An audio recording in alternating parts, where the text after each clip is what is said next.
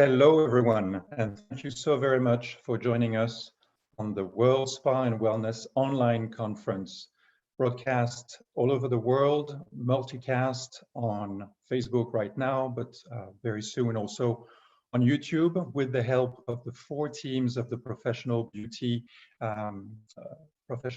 group in the UK, in the GCC, in South Africa, and in India. It's a pleasure to be sharing in this historical moment insights from operators, from experts today and in the next 3 days. Going to see about 70 speakers in 15 panels, and one started already this morning with Emma Barron in the GCC.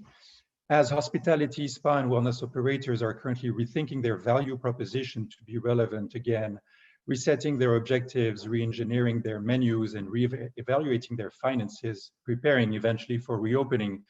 Today's session is going to be about sharing insights on what spas can learn from hot springs post-COVID-19 SOPs from Australia, Austria, and Central Europe. My name is Jean-Guy de Gabriac. I'll be your host today as founder of Tip Touch International, but also of World Wellness Weekend partnering this event. Today on the panel, we have Charles Davidson, founder, chairman, creative director of Peninsula Hot Springs, one of the leading facilities in Australia, also the chair of the Hot Springs Initiative of the Global Wellness Institute. We have Dr. Mark Cohen, founder of Extreme Wellness Institute and board member of the Global Wellness Summit. Mark Hennebrey, chairman of Ensana Health Spas, and also vice chairman of Danubius Hotel Group based in the UK, and Thomas Bauer, chief operating officer of VAMED, Vitality World in Austria. Thank you so very much, gentlemen, for joining us today and for this hour that we're going to spend with you. Let's talk about safety first, because it's on everybody's mind. Everyone having a sauna, a hammam, steam room, swimming pool, hot tub, and because it's very much linked to the business of hot springs, but also of hydrothermal experiences. Mark Cohen, please tell us about the document you're working on for the Global Wellness Institute and your findings about the safety of those hydrothermal experiences, please. Well, I've just published an article on, which is actually online now, open access, called Turning Up the Heat on COVID-19, and it documents the scientific evidence for using heat as a treatment for respiratory viral infections.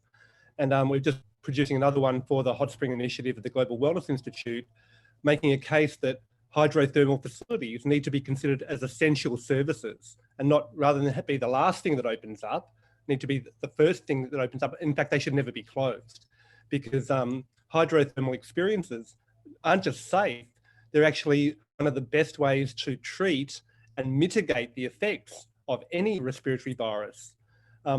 So yeah, there's a really strong case that these facilities need to be considered essential services. And when I went, I've done a lot of, I've been in this field for a long time. I've been a doctor for 30 years, been a professor for more than half of that time.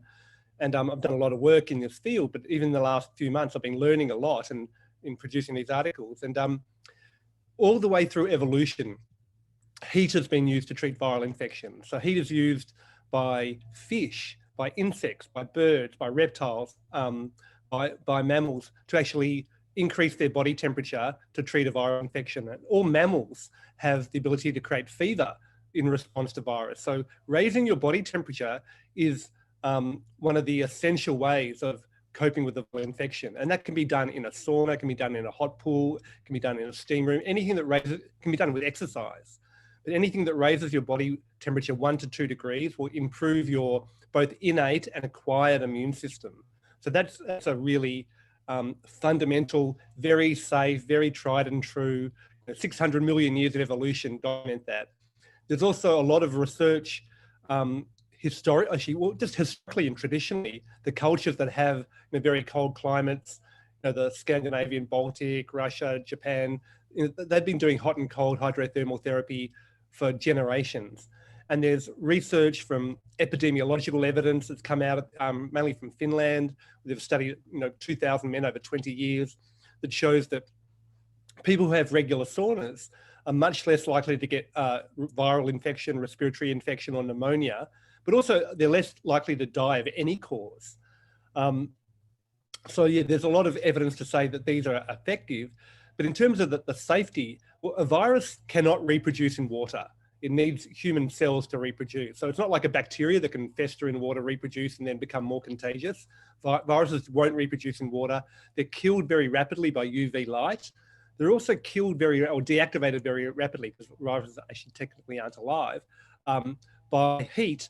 And with the coronaviruses, they're amongst these enveloped respiratory viruses that have this lipid or outer coating that at the 55 degrees, just like coconut oil will turn from solid to liquid once it hits a certain temperature, they just melt. So 55 degrees, 60 degrees is about the temperature where the viruses cannot survive. And these temperatures are easily met inside a sauna. So, in sauna facilities, there's no need to social distance. There's no effective transmission of a virus at high temperatures. And at the lower temperatures, even in a steam room, an infrared sauna, hot pools, a lot of that depends on the ambient air, because your first line of defense against a viral infection is the mucosa of your nose. And if that's maintained so that the mucus is nice and fluid and the cilia, the little things can keep beating like sort of wheat on a windswept field, that keeps the mucus moving, and that will naturally capture viruses, present them to your immune cells, which line the mucosa of your nose. And then those immune cells will sort of take their number, make up an antibody, and then those viruses will be disposed of before you ever get sick. And maintaining the integrity of your nasal mucosa is really important. So and a lot of places, when you're bathing, you naturally have warm, humid conditions. So if things are very cold and non-humid, that's when your nasal mucosa dries out and the viruses can penetrate. So there's a lot of, I can go on, but there's these documents, I'm happy to share them. There's a lot of evidence to say that not only are they safe, they're probably, certainly a sauna is the safest place you could possibly be. It is with the heat, and so many times we hear the sauna people say that they are healthy people and happy people because it has so many beneficial physiological impacts on their lives with the cardiac system, with the central nervous system, the immune system. But let's go to you, Charles, for a minute, because I'd like to hear about your very strong safety first approach that you have at Peninsula Hot Springs, especially about those hydrothermal experiences. How do you manage that to keep both guests and staff safe? Certainly.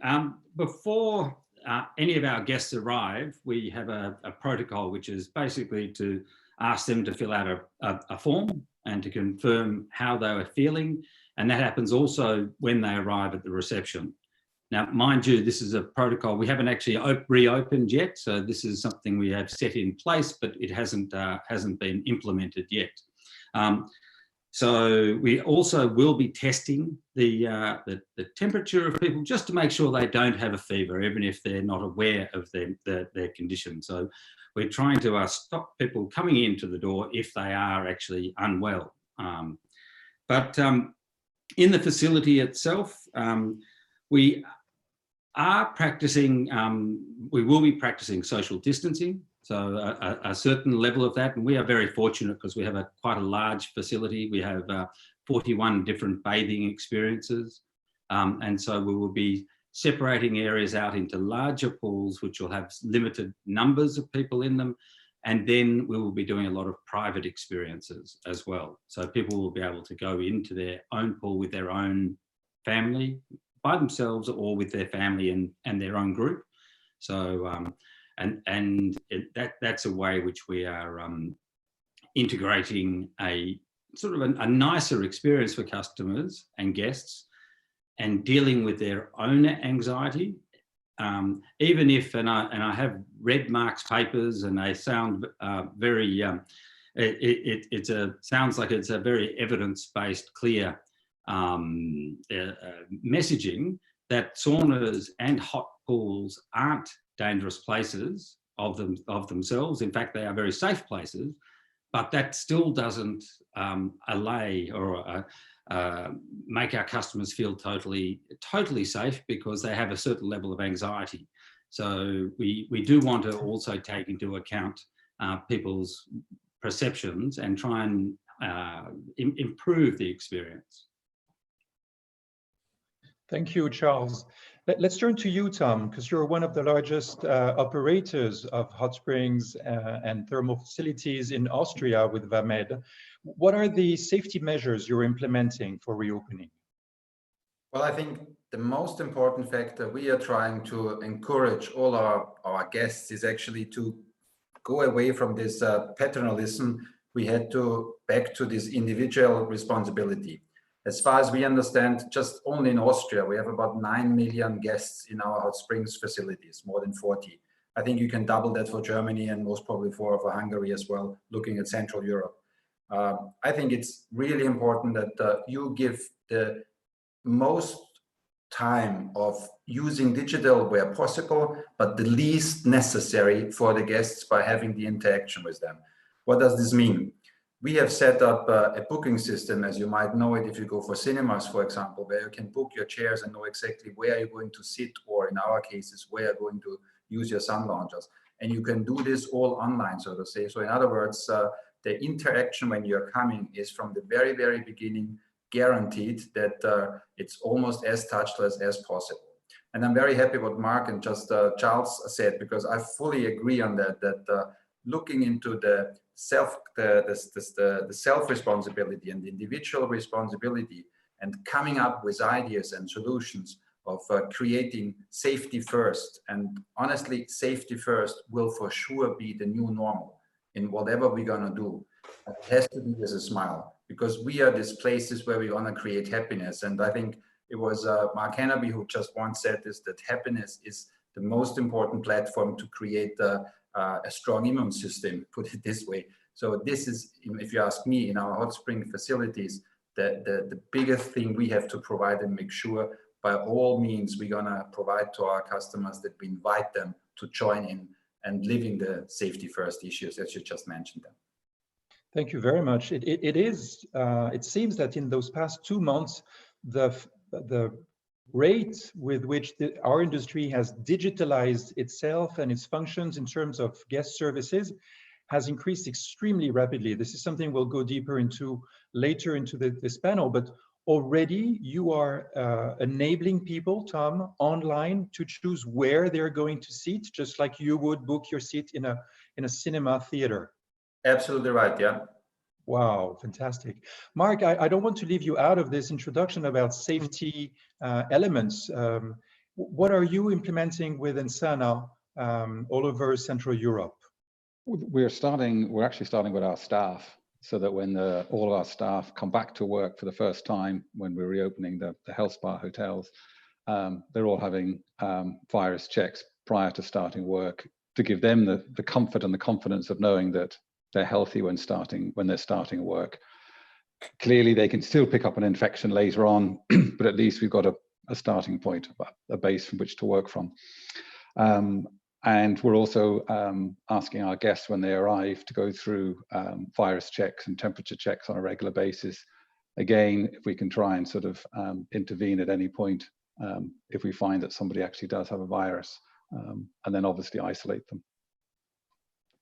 Charles, are you planning on testing your team on a monthly basis, on a weekly basis? What's the procedure that you're going to follow in accordance with the Australian government recommendations?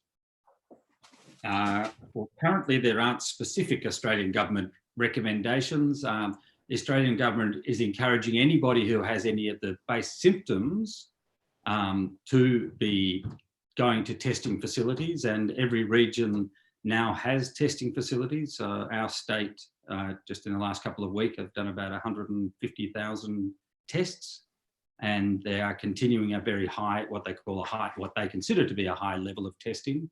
And hence the numbers are really coming down in the country. Our staff, I think, and we haven't yet fully decided this, we still have an senior executive meeting to go to make a final decision, But I think we will be testing all staff initially, and then they will be testing on a daily basis in terms of temperature as they arrive, and then having a self-check as well. So everybody, hopefully, as Thomas was alluding to, will take on self-responsibility. So if they do feel at all unwell, that they will call in. There'll be no special prizes for people who come to work feeling unwell, which might have been the case in the past, where people are being tough and just keep on working through. That won't be the practice anymore. Thank you. Tom, speaking of what you're doing with your team, you've created 2 dedicated training managers to train your teams. Can you walk us in what you're implementing? More than happy to, more than happy. In fact, we are planning in Austria, in Jala, that on the 29th of May, we will reopen our facilities. As of this weekend, the 15th, all the restaurants and cafes will go public again and open. And one of the most dedicated targets or topics we want to have addressed is actually to train all our people on COVID-19 issues, and there are several. So on the one hand, we have installed 2 trainings managers, trained the trainings managers for the last months on all the regulations and rules and everything we know already. And we are assuming, since we're opening on the 29th, will come and get live. So they prepare e-tickets, they prepare everything for e-learning, because it's not only that we train them now, the 1,600 colleagues of mine, and give them a certificate so they feel, armed and comfortable in regards of how they're going to interact with each other, but as well how they're going to work as coaches or explainers or I would just say sometimes as teachers to the guests as well, on a charming way certainly, and not with a raising finger. These are the 2 elements, but on the other hand as well, preparing e-learning possibilities, so that each employee on his mobile is actually being retrained and retrained and retrained, because this is more or less something which I just said will become the new normal. It will gonna be with us for the next most probably weeks, months, and maybe years. And one thing for sure, I think as we're all talking about our industry on balneology or hot springs, I think we have already by now in all our countries very, very, very high regulations on that, to assure that everything is in order. So for us, actually, it's just doing the same as we did, but taking more responsibility of that everybody is aware of it and can see actually and somehow feel what we are doing behind the scenes, but making sure and giving you the comfort you had already in the past.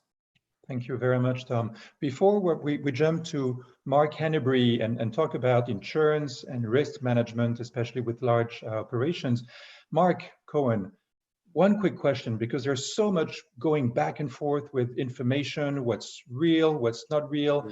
The testing kits, will they be available? Are they reliable? Some people say 40% of the kits will not be reliable. And even if you get tested today and are not positive today, you could still be carrying, and you could be contagious, but not really symptomatic right now. And from one day to the next, it could happen again. And one person contracting COVID, you think you're immune, but you could catch it again. So what's the facts behind that? Well, a lot of the facts we don't know yet. But I'll be very cautious about using either the real-time PCR testing or even the antibody testing. Every test you do has false positives and false negatives.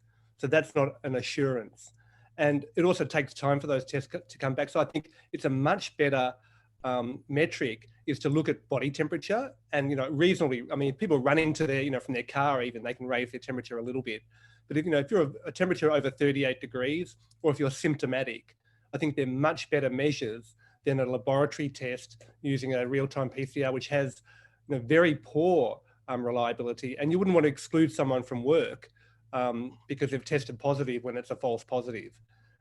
And there is severe deficiencies in these sort of tests when you're relying on that. And also, there's more than one virus.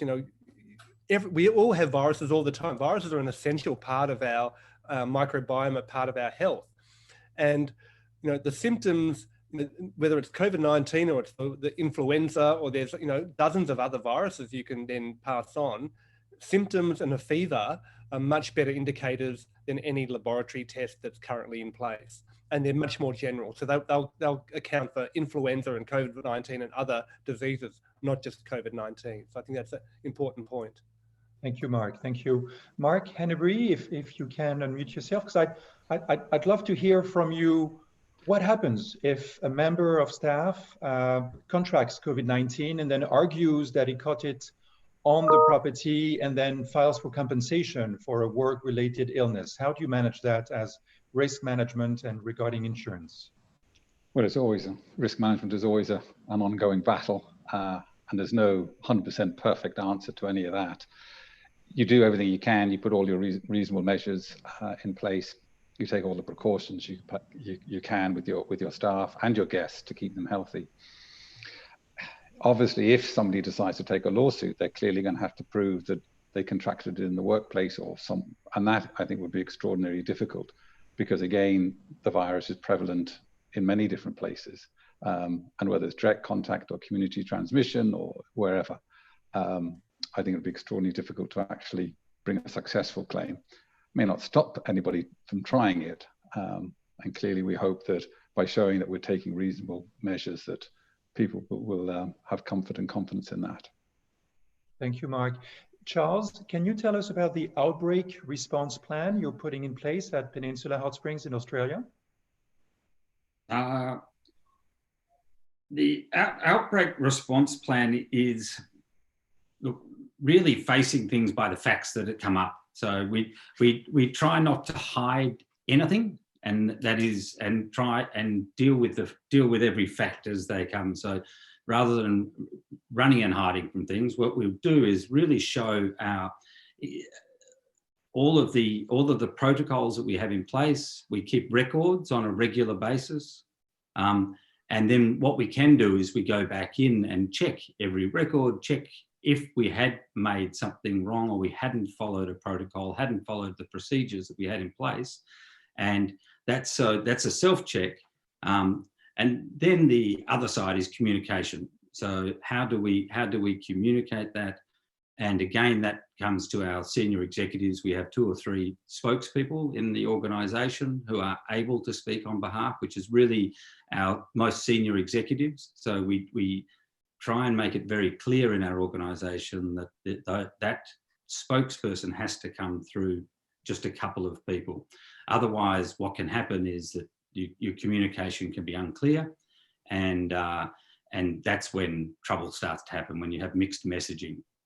So it's dealing with the facts, check the facts, and then communicate through a single channel. Thank you.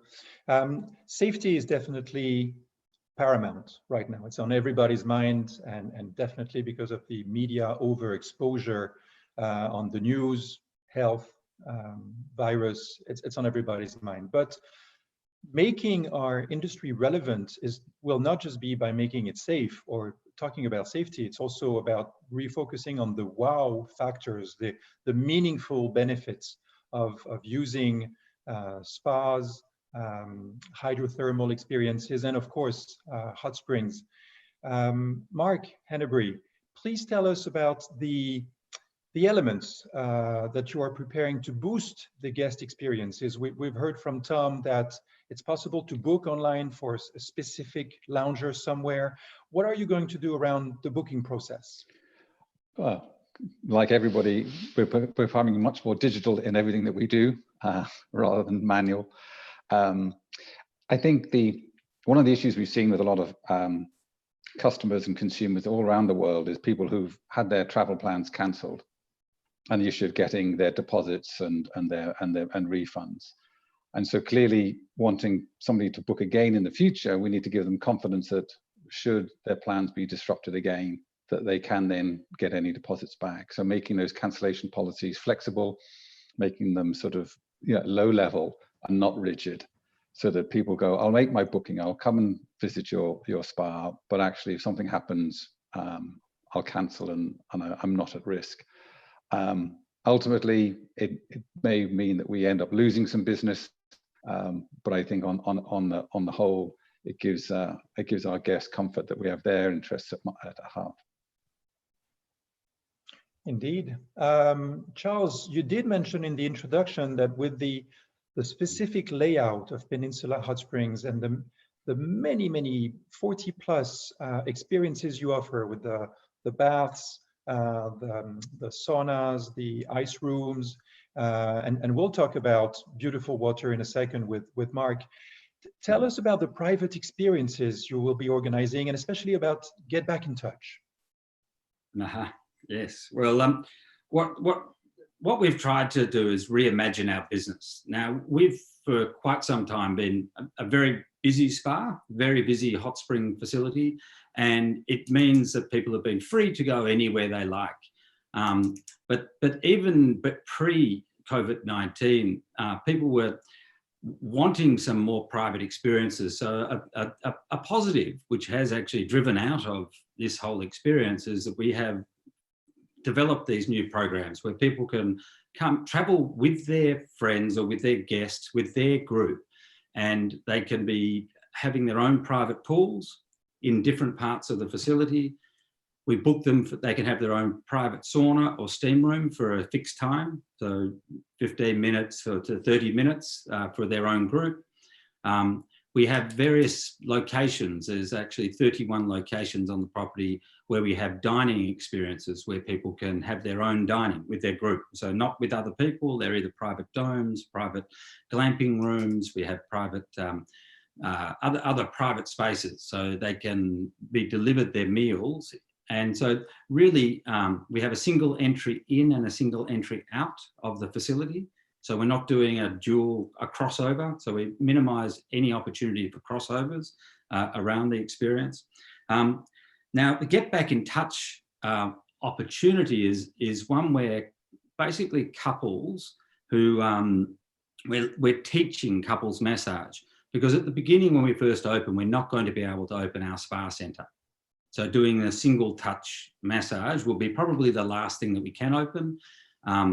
And we will open it when we can, but we also feel that there'll be some reticence that people will have being massaged by somebody they don't know. So what we're introducing is spa training courses for couples. So we're teaching people to massage each other. We have a large training room that can normally fit about 14 massage tables in the training room. Now we're going to halve that number to have social distancing, and so we can do up to 7 or 8 couples and being taught by a massage instructor.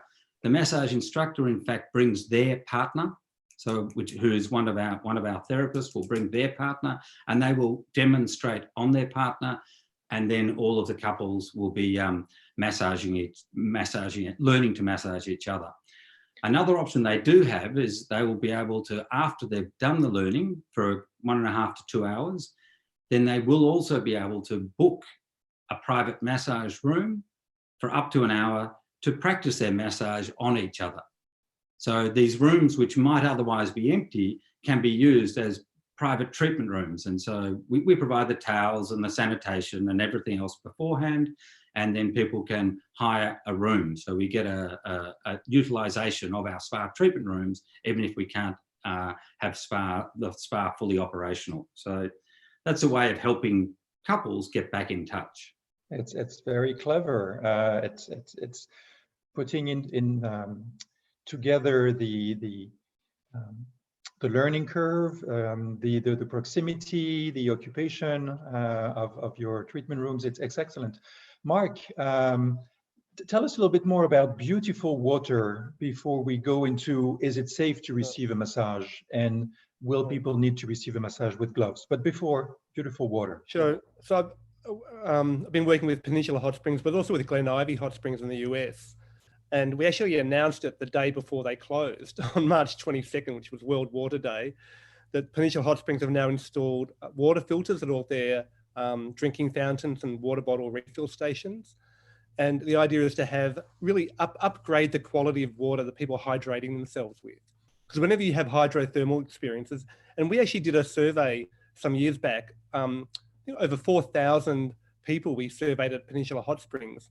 And we found about a third of them, over 30%, were getting faint, dizziness, or lightheaded. And that's mainly because they're getting dehydrated, because they're outside, they're getting hot, they're not drinking enough water. So upgrading the quality of the water. And so I've created a company now, which we're doing extreme wellness water filters, and beautiful water is the result, which is water that's filtered, but it's also structured, balanced, and blessed. So it's really making consciousness in the water. And then if you're really encouraging people to rehydrate and providing that for free. So it means that a wellness facility can then stop buying plastic water bottles. And if you get into that, there's 500 billion plastic water bottles produced every year and thrown away. It's a million every minute. And for a wellness facility, plastic water bottles should not be there. So the solution for that is high quality point of use filtration, and filtration where you've really upgraded the quality of the water. So you're really encouraging people to fill up their own water bottle. They have one bottle they can carry around, or everywhere they go, there are drinking fountains. They can get very high quality water. So if they're in the sauna, they're in the pools, they're outside, they can hydrate with the highest quality water. And I think that's a trend that I'd love to see through wellness facilities, to get rid of plastic water bottles and include very high quality, doesn't have to be my filters, but very high quality point of use filtration, and really encourage people, and to provide that for free. So people are encouraged to hydrate with quality water. Thank you, Mark. There's lots of questions coming about beauty treatment strategies, about providing massage with gloves. But before we get into that, let's stick just a second with hot and cold and the extreme wellness practices that you preach, Mark. How will people be able to do that, to experience that? Can they still be free to move from a sauna to a cold plunge? How will that take place? Absolutely. I mean, if you look at the physiological and the cellular research about the effects of heat stress on your body, so heat will actually enhance your innate immune system and your acquired immune system. It helps you build antibodies, helps activate your immune cells. But the effect of heat is actually enhanced when you alternate heat with cold. And it's not just about immune system, it's about the vascular system. So when you're in the heat, the blood goes to the outside of the body, and it doesn't, not with exercise, the blood goes to the outside, but you're producing waste products. If you're relaxing in a pool or a sauna and you're heating your body, the blood goes to the outside of the body. It takes away those waste products. Then when you go into the cold, that blood is pushed away from the outside of the body to the inside of the body. So it goes through your liver and your kidneys. It causes a diuresis, so it makes you pass urine, and it actually filters all that blood. So that's a really effective way to detoxify. It also, there are proteins called heat shock proteins that help your body adapt to heat. They're also released when your body adapts to cold. So hot and cold is, and that's tradition. I mean, it's been known for generations that, you have a sauna, then you go outside in the cold and you jump in the lake or in the snow and you cool down, and you do that a few times. So there's a basic protocol which we talk about, which is a rinse, hot, cold, rest, repeat. So it's important to have the rest in between the hot and cold. But in terms of the safety, I don't think there's any additional safety issue when going from a sauna to a cold shower or a cold plunge. Although a lot of facilities outside of Europe don't have as much emphasis on the cold plunge. And I think people do need coaching. And I've been to actually all of these guys' facilities, but I remember, Tom, you had fantastic sauna coaches, which really educate people about how to use the sauna and how to use the cold and have proper cold experiences, which are chilled, not just ambient air. And, in other warm locations, ambient temperature might be 18, 20 degrees, which is really not cold enough to get that vasoconstriction. So I certainly encourage people to have those hot and cold. But I think people do need education. And I think hydrothermal facilities can be real sources of education for the staff, but for the community, and then encourage people to do it at home. Because you can do that just with a hot and cold shower. But until you've had a coach to take you through that, and you've done that in a hydrothermal facility, you won't have the confidence to do that at home. So I think that's a really important education role that these facilities can play. And then that helps boost the overall immunity for the community. And then that helps reduce the effect of any future pandemics, as well as any other future illnesses they may have. All right. Thank you. So quick question about, is it safe to receive a massage with a therapist that would not be wearing gloves, or will be wearing gloves be mandatory? What's your take on this as a doctor? Oh, the thought of having a massage with gloves makes me shudder. You can't catch COVID-19 through your skin. It won't go through your epidermis. It has to go into a nasal mucosa cell, which has this ACE2 receptor. So you're not going to transmit the virus through your skin. Yet you do transmit a lot of therapeutic benefit through direct skin contact. So if that is, restricted by using gloves, you're actually going to lose a lot of the benefit from massage. And we already live in a very low touch society. So, touch is very restricted, and a lot of people, the elderly and a lot of people who are isolated don't have physical human touch. So these facilities, spas and hydrothermal centers, when you have a massage, is one of the few places where you can actually have direct human touch and human connection.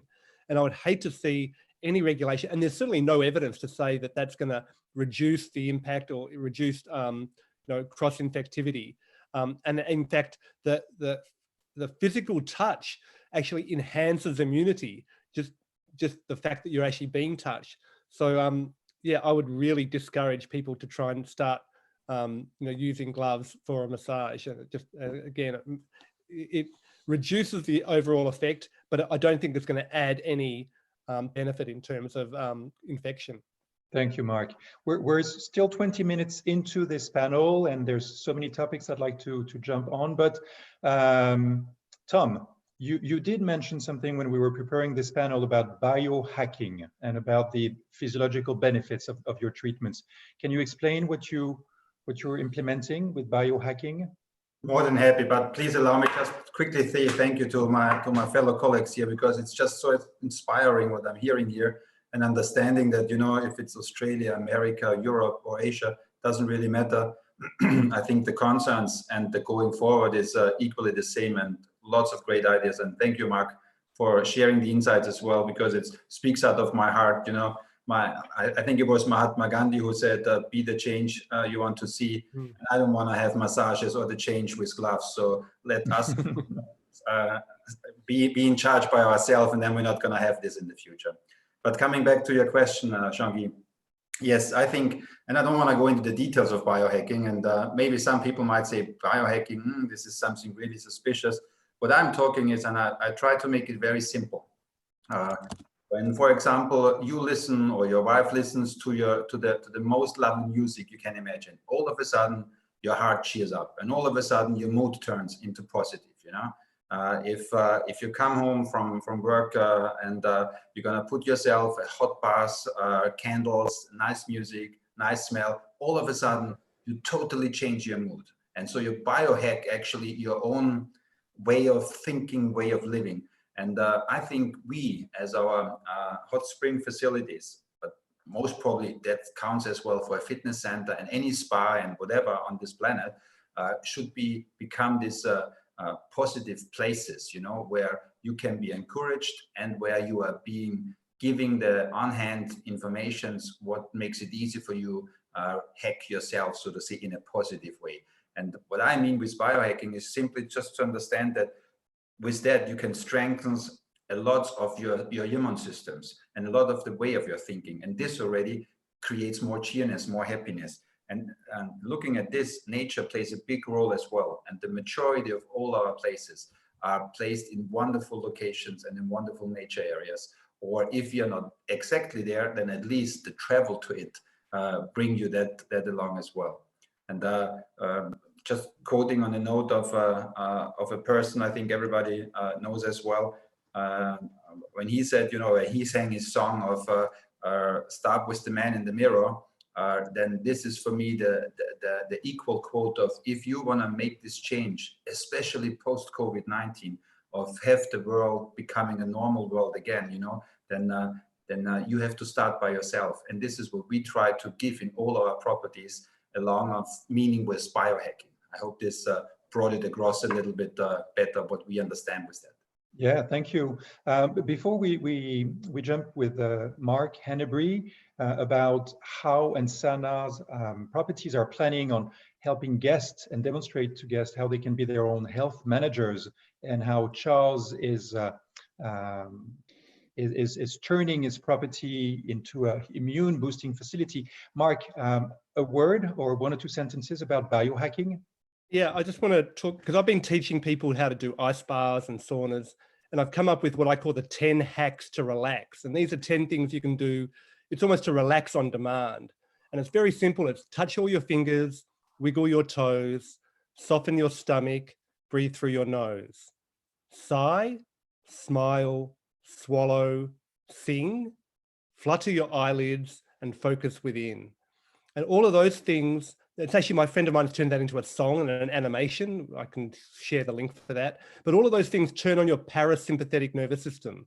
So they do the opposite of the fight and flight. They turn on your rest and digest. So these are these are things, you know, when you go into an ice bath, you want to convince your body to relax. So these are little biohacks that we can teach people when they come to our facilities, and they can stay with them for the rest of their life, and they can continue doing that and improve their health and their immunity and their control over their own physiology, which I think that's really a valuable resource that we can provide.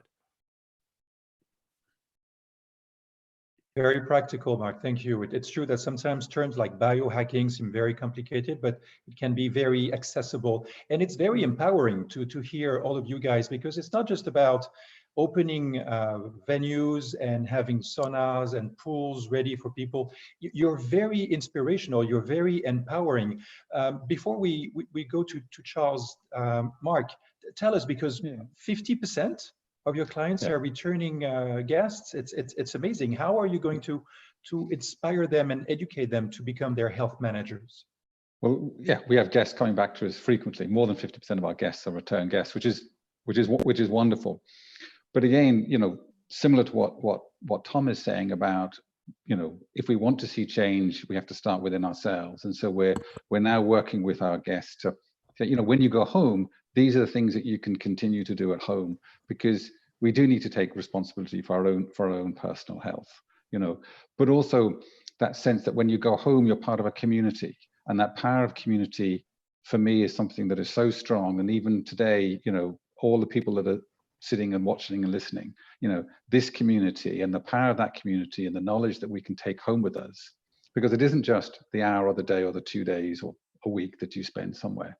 It's the other 300 plus days that I think will truly make the difference as to what we're doing. Interestingly, some of our hotels are beginning to open already, and a lot of the guests they're telling us they don't want to see the plexiglass screens. They're telling us they don't want to see the mouth guards. You know, okay, we're not doing the gloves anyway on the massages, clearly not. But they want to, in a way, they want to, if you like, the old world to come back, you know. And clearly, we're in the hospitality business. We welcome our guests.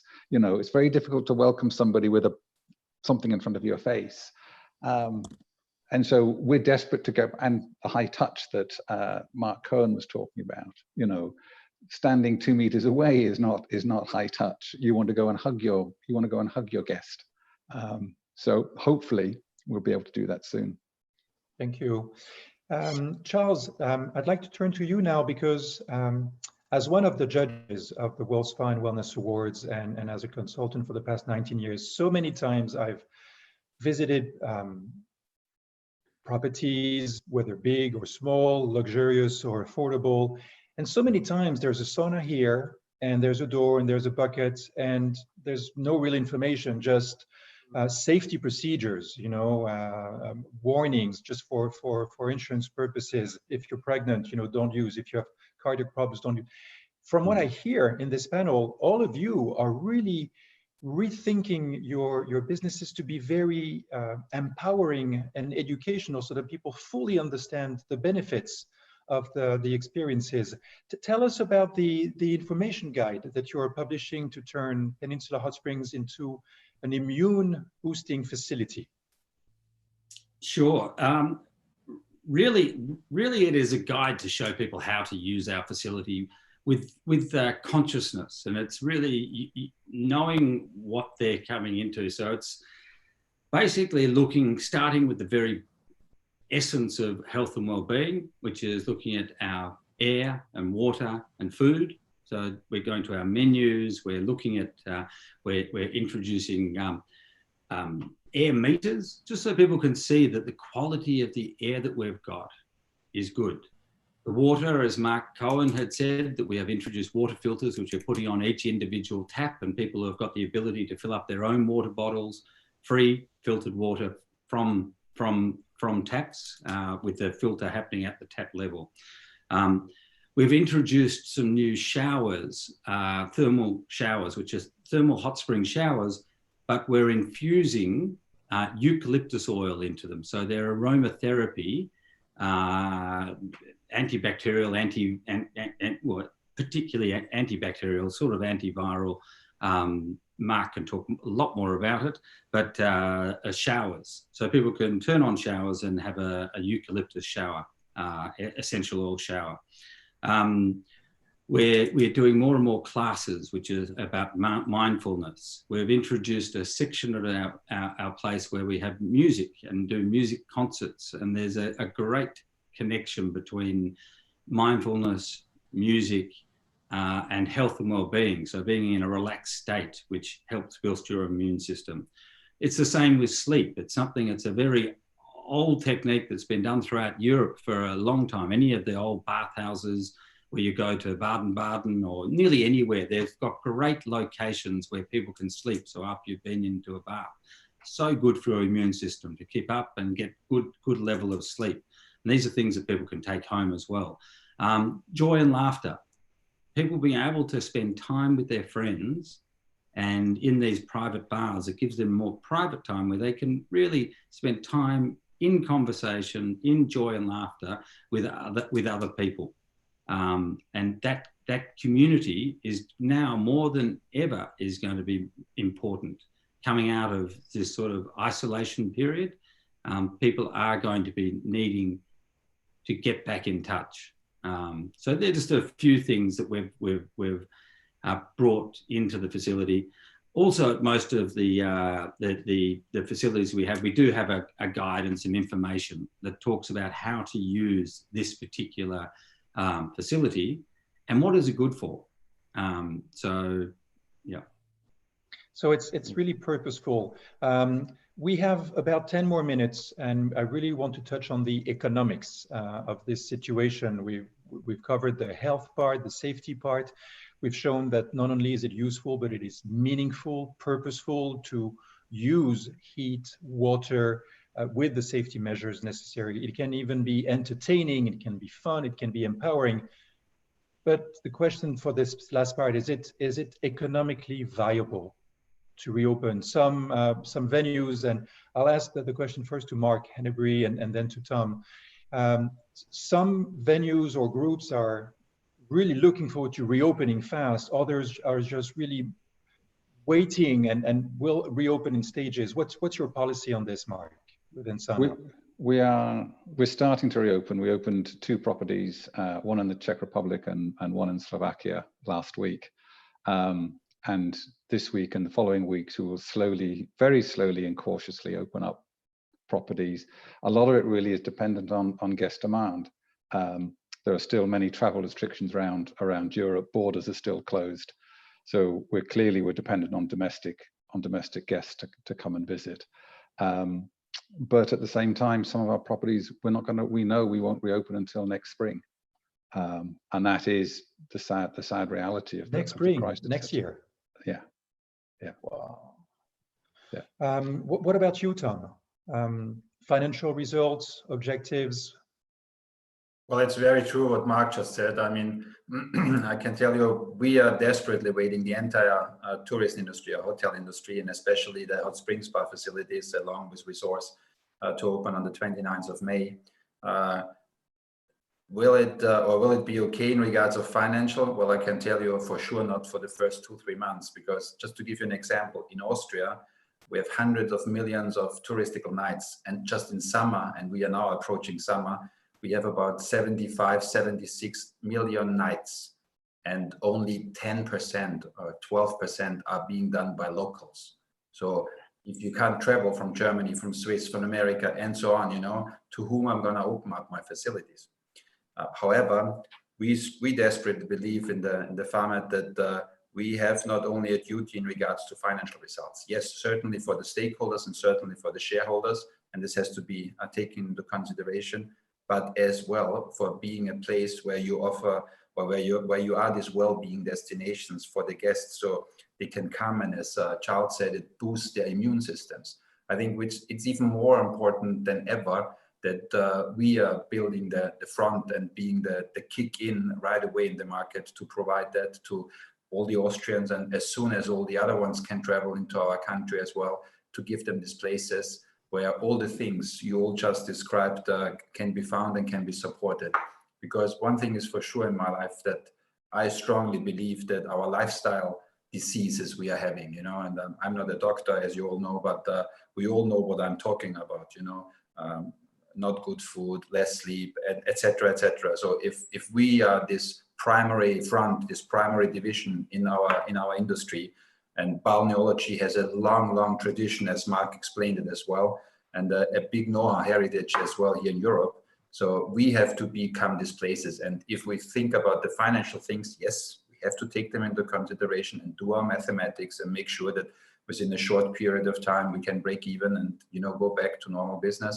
But on the other hand, we have this duty as well in regards to all our colleagues and to all our guests on this planet with all our properties. This is my strong personal believing.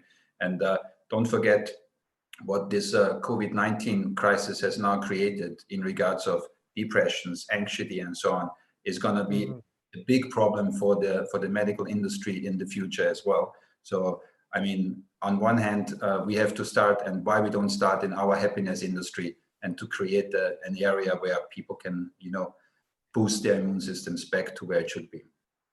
Thank you, Tom. Charles, to start with you, but I'd like to hear also from Mark Hennebry on this.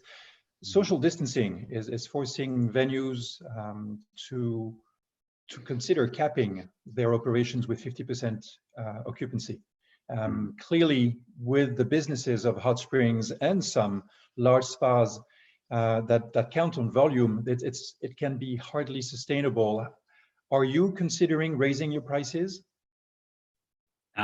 Look, we're not considering raising our prices. We are fortunate on one side that the Australian government have introduced a program, what they call JobKeeper, and that is subsidising each person who is working for us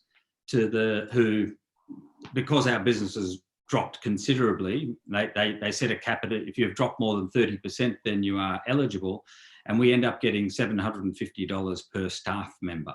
So in some way we're being subsidised to keep people employed, but it also means that we don't have to try and raise our prices particularly. We do expect, our expectation is to reduce our visitation number by 50%. But by the same token, what I was talking about before, we are wanting to introduce value-added experiences. So people aren't just coming for a bath, they're coming for a private bath. They're coming for private sauna sessions, they're coming for the private meal, and they're having a complete experience with other people around, but at safe distances.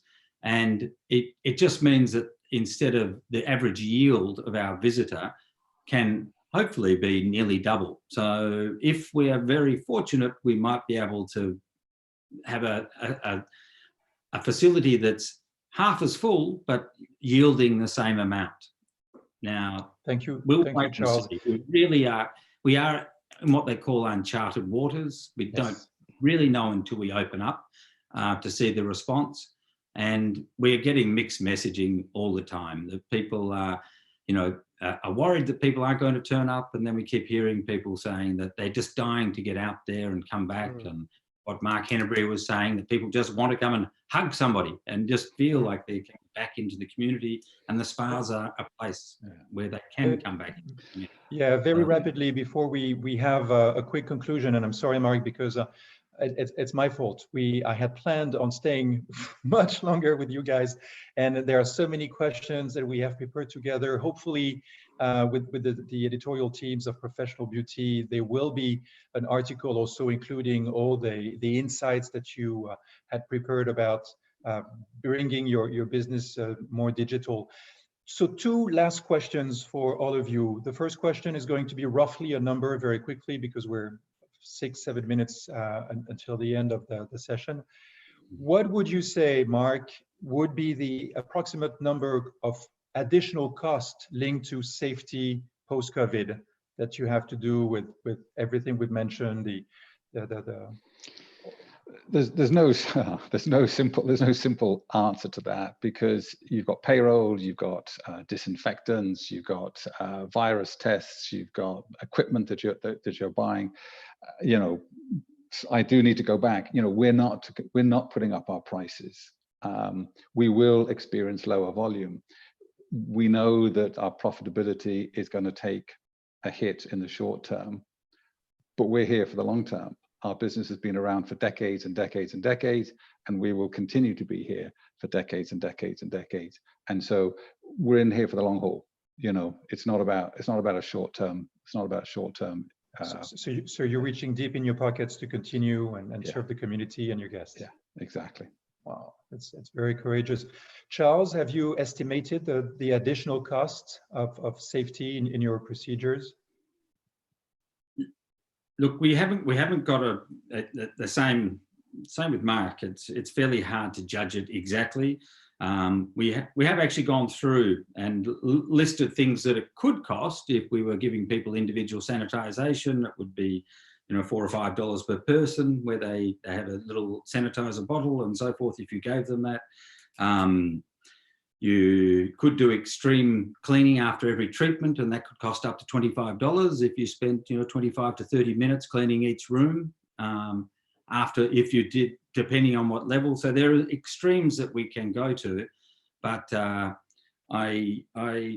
think we don't have a specific thing. I think you're going to find, my guess, it's somewhere between 10 and 15% increase in the cost of delivery, just with extra staff and the extra service that we will have to provide. But it's again, it's a moving feast. We're still probably 4 weeks away from being able to open, 4 to 6 weeks away from being able to open again. So yeah. But it's definitely something we have to take into consideration, because so many operators are thinking of reopening, and it's a little bit, for some, a flight by night. Others are really planning. Everyone has really to be agile with different scenarios. You mentioned low risk, mid risk, high risk guests wanting to see so many procedures in front of their eyes, done once, done twice, so that they feel completely safe. And then they can tell the story to their friends that it is safe. And then they come back with their friends and their family, because it's definitely part of your vision, Charles, in Australia, to bring this hot springs culture in people's minds, so that families gather together, multi-generation in one bath. Tom, have you assessed a number, and then we'll go into the more inspirational part of those 5 minutes that we have. Well, let me open it twofold, if I may. And as I said, we are in this primary prevention. This is where I see our industry in the end of the day. But I strongly believe that we have to stop thinking in the way we did most probably in prior years. In my opinion, we have a revision. So whatever we thought linear in the past will be much more complex to understand and to foresee in forecasts and in business plans. I think we will move from efficiency to resiliency, which becomes much more important in the future. And adaptability is the word I said at the very beginning. I think this is the new credo. And on one hand, it means actually that anything goes, and if not now, then whenever. And if you ask me about precisely on costs, I strongly believe that taking into consideration then when we had the bank crisis, 2008, 2009, took about 4.5 years to go back to what we had prior. There are some experts who say it will be even worse now, because it's not just the banks, it's the entire planet at the end of the day, and all branches being included. However, I strongly believe it will be similar, 3 to 4 years to be back where we had to be. And most probably because of the safety issues, till they become the new normal, I assume that between 1% and 2% of the GOP ratio usually we are doing in our properties will be the cost effect on the short run. However, taking into consideration that we are all, responsible for our business and for our guests and for our employees, there are some counter arguments which can soften that over the periods to come. And one for me is to give even more trust in our employees. What I mean with that is that you're gonna, get rid of this duplication of hierarchies, most probably, or duplication of checking somebody. Giving more trust in our people can, layer and soften the layers you have in your industries and be much more active on the guest, because these are the hands we will need at the end of the day. And on the other hand, automate whatever you can automate. For example, the dishwashing things or the waste management, whatever. There's so many things we maybe had now in the digitalization process to open up, on the one hand, more the soft factors to our guests, and on the other hand, to minimize the cost factors we will have to guarantee safety first. Agreed. A touchless experience, like many hospitality groups are thinking, should still have a part of humanity, and touchless can mean frictionless as far as safety and step by step, but there's still a lot we can implement also with emotional intelligence. I don't want to run over the time when we're already 4 minutes over, but the people who know me know that usually it's impossible for me to tell a short story without a long story. To finish, and just last words, Mark, because thank you so much also, as we were having this conversation, talking with each other, Mark was very active also on the chat, sharing the links with his 10 hacks for relax, with his article. So thank you so much. You get to be the first one to share maybe your recipe for wellness. What makes, what could people do to improve, and what, makes your heart sing in this time? Okay, well, I have a poem called The Recipe for Wellness, which is very simple, and it starts, it's bathe in beautiful water, prepare delicious food, make the most of every breath, dance through every mood, tend the soil beneath your feet, embrace sunshine from above, share your gifts with all the world, fill your life with love. Thank you. Very simple. Thank you. Wellness is simple. And it he starts was with bathing in beautiful water. Absolutely. Absolutely. 2 points I just want to say that we haven't touched on. One is we underestimate the psychological benefit. We've talked a lot about the physical benefit and immune benefit of what we do. We've underestimated the psychological benefit, the forced mindfulness, the social connection, the social interaction is so important. And also giving people something positive they can do for their own health, so they're in control. So that's one point. And the other point is that we need to infiltrate the Western medical system. If we're going to be seen as essential services, the hydrothermal experiences can be put into aged care centres and fitness centres and in hospitals and other health centres, because they don't have the answer for viral infections. We do. And I think this is a real opportunity to educate the whole community, including our medical colleagues, that what we're offering isn't just something fluff and fun and open it after you've opened the cinemas. This is something that's really essential for the whole health of the community. I'd just like to stress that. Thank you. Charles, I know you're a man of a few words, so a few words. Certainly. I really wanted to emphasize that in this time that we've had, and really, I think it's coming up to 8 weeks since we had our shutdown. So it's only that short period of time, really. But I think we've all grown a lot. I think we've grown more connected in many ways. I can feel a change in our global hot springs community, just that community, a willingness to open up, a willingness to share, a willingness to realize that we are one, that this one little virus, this hidden force, which has actually thrown us all into a pile together. And we're all climbing out together, and we're actually all reaching down and pulling each other up and pulling each other out of this situation. And that really makes my heart sing, that the level of love and caring that is being shared at a global level, because we are globally connected, it is really inspiring. Our Hot Springs Initiative website, so we have the Global Wellness Institute Hot Springs Initiative, And on it, we have a resources page, and we have been sharing quite a lot of information there, updating it. And there is quite a bit of information on there about immune boosting and activities that can be done at General Hot Springs. There's a whole lot of protocols that are on there and on the General Global Wellness Institute website. There's, there's a lot of information that we're trying to share with the industry. But as you began saying, and in the it might have actually been when we went live, but really we are here to be reached out and connected to. So anybody who's on this live feed or who sees it, please do reach out, because we are a globally connected community and we all want to help each other. Thank you very much, Charles. And as Mark, who's still very active, I mean, you're a total millennial, Mark. You're so active with with the chat box. He's going to add the link to the Global Wellness Institute Hot Springs initiative that you are co-chairing with Mark Hennebrey. It's true that Charles chairs that. Not me, absolutely, Charles chairs it, and Mark is co-chair, absolutely, or vice chair. But anyway, I mean, only your mother can tell you apart. Mark, what gives you a reason to hope in this time? And then we'll hear from Tom. Yeah, I mean, what gives me hope is similar to what my colleagues have been talking about. The more I see of the actions that people are taking around the world to find solutions, the more my faith in humanity is restored. And I think that power of community that I talked about earlier, that I think is the foundation for everything that we're doing, and will help us to adapt and move forward with all of this.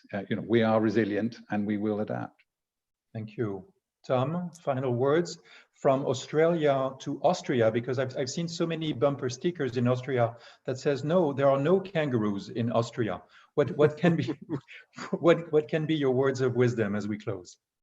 Well, I think there's nothing much to add what my dear colleagues already said, but I think, again, understanding that with our services, we are able to provide this front, or we are able to support the fight against this lifestyle diseases, and offer this, I call it the primary prevention. And Mark Cohen said it so wisely. Yes, don't get me wrong. I think medicine and everything is in rehabilitation and hospitals, everything is important, but we have our part as well. And as Charles just said, in times like this, I think this is even more important, that we are there for everybody out there. And for me, this helps me to stay focused on the duties ahead of us. And as Mark Hennebrey just said, these duties are going to be too challenged.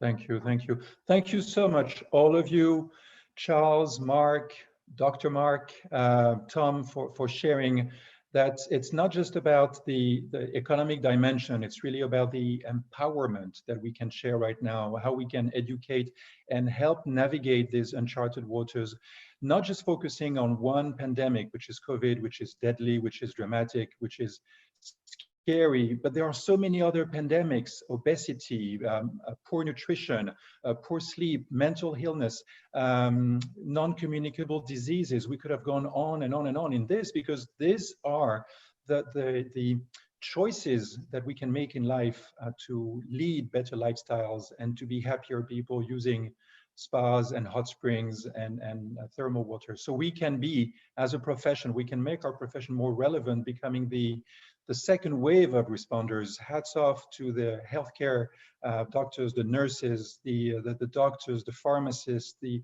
people driving the ambulances. They've put their life on the line to save people. When we reopen, I truly believe it is time for our industry also to be the second wave of responders, to help people understand how they can be their own health managers, how they can be the artisans of their own well-being, and how we can grow, maybe with 5 pillars that we have with the World Wellness Weekend: better sleep, better nutrition, movement, mindfulness, and especially sense of purpose. So with that, thank you so very much to all of you. Thank you for Professional Beauty for putting this remarkable 3-day seminar and webinar conference with all the teams in the UK, GCC, South Africa, and India. Thank you so very much. And there's more to come, much more. Thank you, one and all. Thank you. Thank you, everybody. Thank you, Jean-Guy.